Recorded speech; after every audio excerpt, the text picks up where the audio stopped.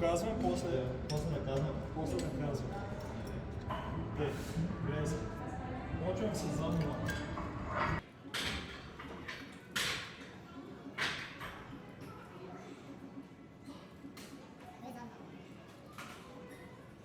Точно като с дъмбелите, само че на скрипец.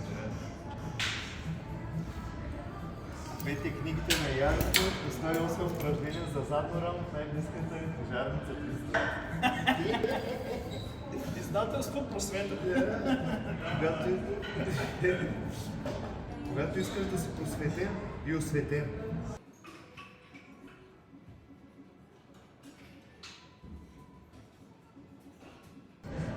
е много приятно виза.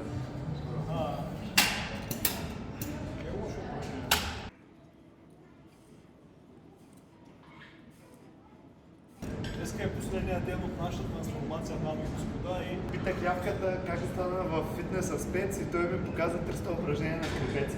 да. Иска последен ден един край на едно ново начало. Глава първа е затворена, да видим глава втора. Много добро упражнение. Браво. Да, внася разнообразие малко в тренировката. Просто разнообразие по някой път помага, иначе като цяло е еднообразна тренировката на културиста. Така се получава най-голям прогрес във времето, когато тренираш с едни и същи упражнения, базовите упражнения, открива се ги, че работят добре при тебе и се стремиш просто да ставаш по-силен и по-голям във времето. Значи и първо, че е скучно, връзва. Ако напиша на някоя една програма, му кажа, че той трябва да го прави 2 години. Ще каже, моето момче, Ариведерчи. ариведерчи. Сега, предно рамо показва.Ното на кабел е, че за разлика от дъмбела, тук имаш едно притърпване. Мита притърпва обратно и ти трябва срещу него да се притърпва. Да, доста напрежение. Точно. Целиш да не ти е лесно. Да, навръщане, не рязко да пуснеш, ами Постоянно. долу. Активното и пасивното движение са като добре.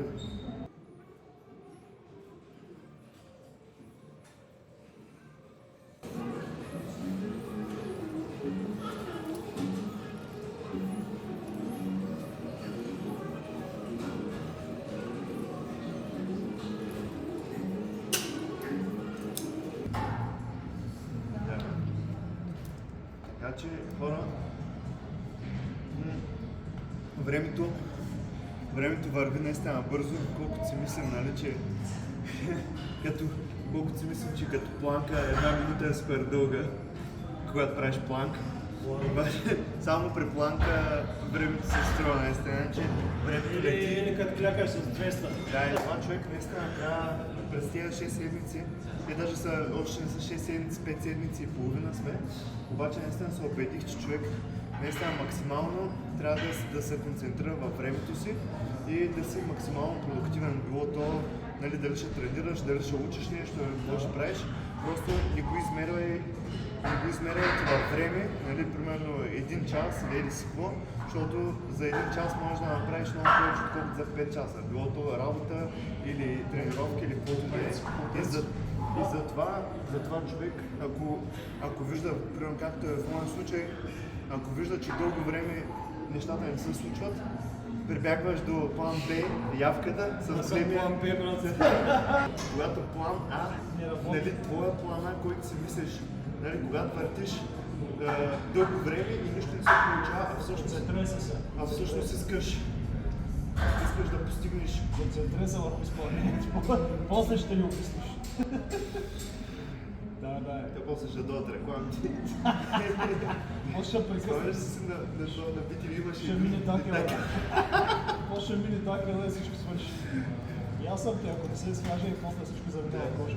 Концентриран, което не знае, нали, дори въпреки че има много информация в интернет, нали, това, което съм опитвал да приложа и нали, ти виждаш някакви упражнения, обаче де-факто при изпълнението по някой път отстрани погледнато, примерно когато имаш треньор до тебе, той, нали, когато те наблюдава, виждаш, нали, че не всеки път е правилно. В смисъл, то може и да не е грешно, обаче не е максимално концентрирано. Правилно, точно, Не е направено точно. защото всеки си мисли, че може да тренира, защото видял там едно-две видеа в YouTube и вече мисли, че прави абсолютно същото и знае какво да стегне. Да.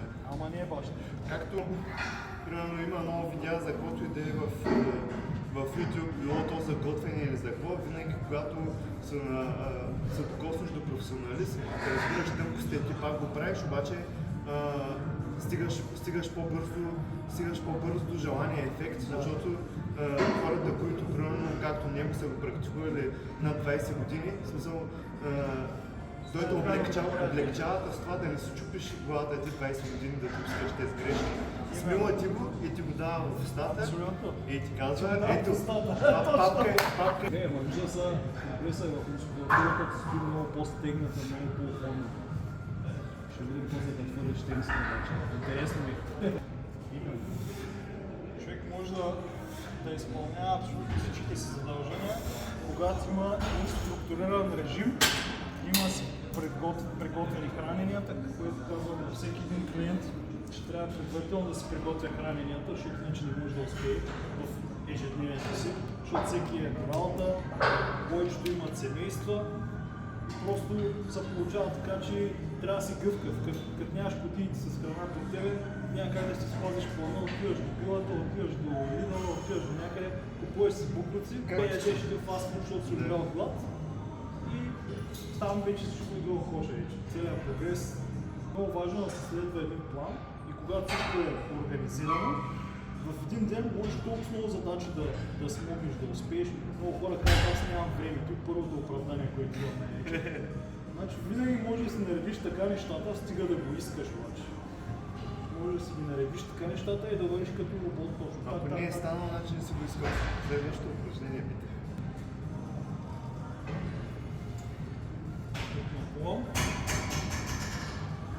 Така не включваме въобще тялото. Изключваме тялото, зато и намалих тежестта, защото не мога да правя такива. Фиксиран си, нямаш повлачване. Участвам де-факто само рамото в движение. Нямам помощ от тялото, не се клатя, няма читинг и става много по-тегъл. Каза точно тук, където правиш още ден, тук да тренирам. И че прави някаква работа, аз даже вече не ги гледам, даже сложно шалките, надъхвал се пред. И по едно време идва един много нацепен, тъй като примерно приятел, какво правиш? И той вика, рамо. И той вика, да, ама това е кръп.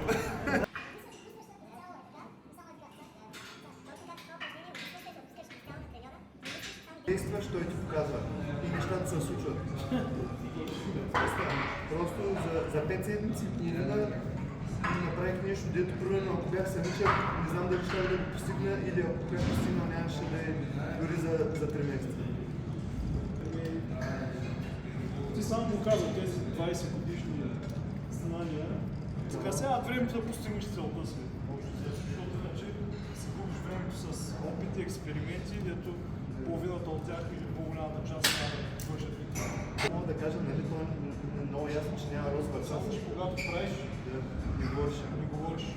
Ето днеска последна тренировка малко да такова, да разясним, ама в принцип не сме толкова несериозни. Аз не. Сега ще видим колко се сериозен, като си кажеш. Да ми излезе нещо, като трябва да спохвам тениска, нещо неотложно да трябва да си ходя. Абе, аз също Слушай, много добър кадър на клипа.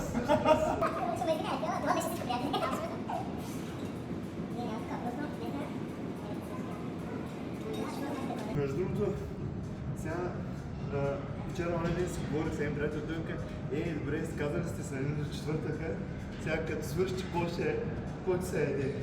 И брат, толкова се пренастройваш за това време, че нямам нещо пренастройваш. Едем се сладко населие, някаква торта, нещо такова, но иначе, примерно, тези бургери, пици, такива неща, не ми чак такова. Обаче наистина през това време даваш си къс диапазон, обаче наистина ако си с всичкия си, наистина много се пренастройваш. Първо дисциплинираш се, пренастройваш се, вече като приключи нали, това с треньора, ставаш съвсем различен човек. Случва се буквално това, което ти казах в началото. Първите една-две седмици. Първите 2 седмици ми бяха много гадни. Като се настроиш и после вече като се настроиш, вече можеш да караш много дълго време. И това е периода, в който аз за по принцип препоръчвам режимите да траят по-дълго време. Защото за по-дълго време нещата, когато ти правиш нали, повтарящи се, това да се храниш по режим, да тренираш редовно, да намираш време да се организираш, стават като навик. Става твой нов навик и тия старите вече ги няма и де факто, ако искаш да останеш и да изглеждаш добре, да се чувстваш добре, трябва да живееш по този нов начин, което не означава автоматично, че никой няма да ядеш бобуци, нали, фастфуд и нататък, но ти ще знаеш кога можеш да ги ядеш, няма да ги ядеш редовно, защото ще имаш много по-друга представа за хранене, как функционира храненето върху тялото, как да променя, как изобщо и даже здравето ти много повече подобрява, дори без да приемаш някакви витамини специални или суплементи за имунната система, просто подобряваш всички си показатели в този случай. Зато е хубаво да е малко по-дълго, което ти направи, но като цяло за това време ти си сериозен и си направил нещо, постигнал си нещо и той се надявам да остане с Да тебе. остане, даже да стана по... И вече в следващите сезони на нашите видеа, защото ще има още видеа с Даката, и не е последното, но тази първата част, първата глава, първа финишира днес. Ще видим как е прогреса на Даката. Вече оттам насетне, когато покажем сега 4 кг, промяна в композицията на тялото, намаление на изменение, увеличение на мускулната маса. Вярвам, че прогресът ще е много добър като сме.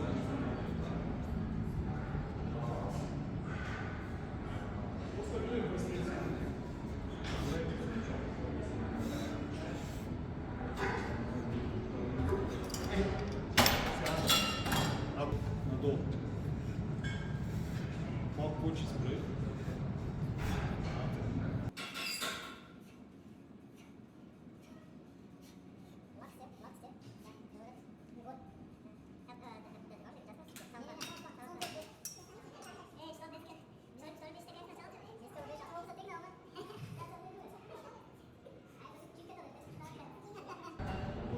Тежко е в България, нашата мила родна страна. Може да покажа разликата след една седмица. Аз след една седмица имам опасения, че ще има разлика също. Трансформация. Няма, ще гледам да държим. Бе, то... Ще гледаме. Всеки те обещава, ще видим. Обещаваш ми вярно с любов и дори... Обещаното не е като завещаното, казваш и моята учителка по математика. Имах една учителка в основното. Ако вика излез на дъската Яворе, достатъчно сяда и двойка.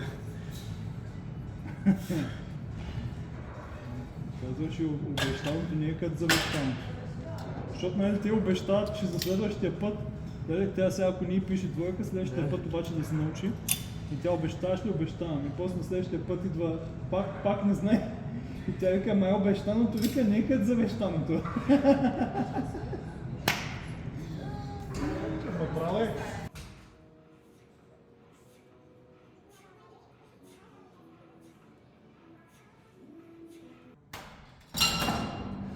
Аз тук имам един се записал в Плевен, в Лозар Винарския. Не знаеш, че си там? Не. Съм плевенски зет. Плевенски зет. И те викат, защо утре сме отили в Плевен, чак в Лозар Винарски? Той вика, защото е единственото училище, където мога да се оправдаеш, че баща ти изпил домашното. Баща ти изпил домашното.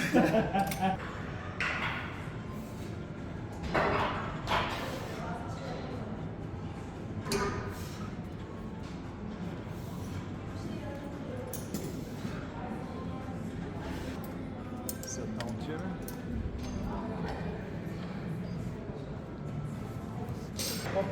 Давай, давай.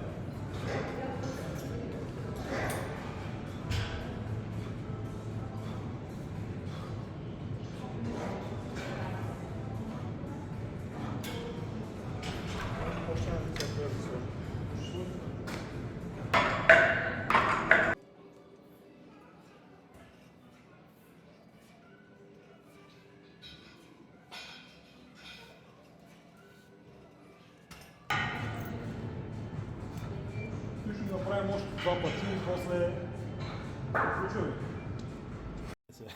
Тарара! Айде, Джо Кокър, пускаме и почваме. Прегледа. Добре бе, дака. Хубаво ли се изляза? Да бе. За 6 седмици някак се случат работи съвсем да изкараме, но пак е много добре. Браво. Това ти е гърба. Им кажи бедра.